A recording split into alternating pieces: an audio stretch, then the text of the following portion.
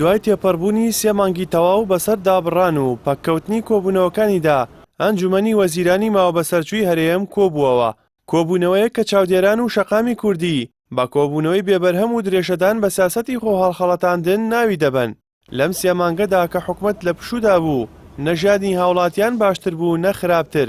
ئەمە شەو ڕاستیەتاڵە دەسەلمێنێت کە بوون و نەبوونی ئەم کابینەیە لە ژیانی ڕۆژانەی خەڵکدا وەک یەک وایە، بەگرە نەبوونیان کەمکردنەوەی بارگرانیە لەسەر شان و گیرفانی میلەت.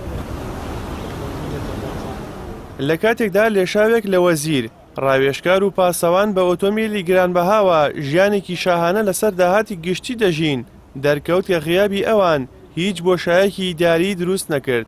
بەڵام کاتێکیش دەردەکەونەوە جگە لە قسەی بریقەدار و سەرێشانی خەڵک هیچ چارەسەرێکیان پێ نییە. ئەنجومەنی وەزیرانی ماوەبەسەرچووی هەرێم لە بری ئەوەی بە خۆداچوونەوەی بۆ دۆخی دارایی بکات بڕیاریدا تۆپەکە هەڵبداتە گۆڕەپانی بەغدا و ڕایگەیاند چیتر گفتوگۆ لەسەر پرسی موچە ناکەین. ئێمە جارێکی دیکە مناقەشەی مەسەلەی موچە ناکەینەوە لەگەڵ حکوومەتی فیدراڵ. ئێمە باسی بودجە ئەکەین، بودجەی هەرێمی کوردستان. پێشەوە هەورامانی وتەبێژی حکوومەتی ماوەبەسەرچوو لە لێدوانێکدا کە زیاتر لە دەردەدڵی هاوڵاتیەکی ئاسایی دەچوو تا هەڵوێستی فەرمی حکوومەتێک ڕایگەیاند شێوازی گفتوگۆکان لە موچەوە بۆ بودجە دەگۆڕن. ئەم قسەیە لە کاتێکدایە موچە خۆران گرفتاری دواکەوتنی موچەی مانگانن کەچی حکوومەت بڕیار دەدات داوای 7 موچەی نەدراوی ساڵانی ڕابردوو جێگیرکردنی پشکی لە سەدا 14 لە عێراق بکات.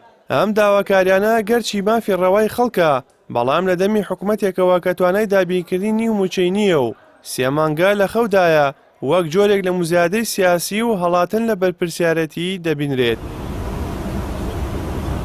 ئەوەی جێگەی سەرنج و ڕەخنەیە حکوومەتێک کە خۆی بە ماوەبەسەرچوو دەناسرێت ئێستا باس لە پلانی دوورمەودا دەکات و داوا دەکات لە بودجەی 2026 عێراقدا مافی دامەزاندن بۆ هەرێم دیاری بکرێت و ڕێکەوتنی نەوت درێژ بکرێتەوە.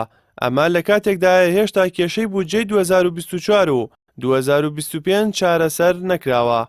هاوکات لە بڕیارەکاندا باس لە زیادکردنی داهاتی وەزارەتەکان کراوە کە ئەمەش ئاماژەیەکی مەترسیدارە بۆ ئەوەی حکوومەت دەیەوێت لە ڕێگەی باج و ڕوسوماتی زیاترەوە بارگرانی دیکە بخاتە سەر شانی هاوڵاتیان لە کاتێکدا خۆی لە دابینکردنی سەرەتاییترین ماف کە موچەیە دەستە پاچەیە.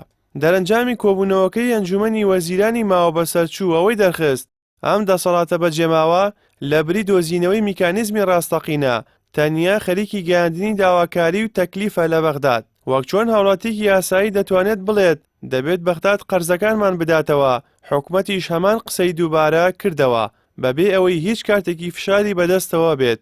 بۆیە دەکرێت بوترێت 3 مانگ دابڕان و پەکەوتن هیچ وانەیەکی بەم کابینەیە نەوتەوە و هێشتا لە بازنەی بەڵێن و قسەی بێکرداردا دەخولێتەوە.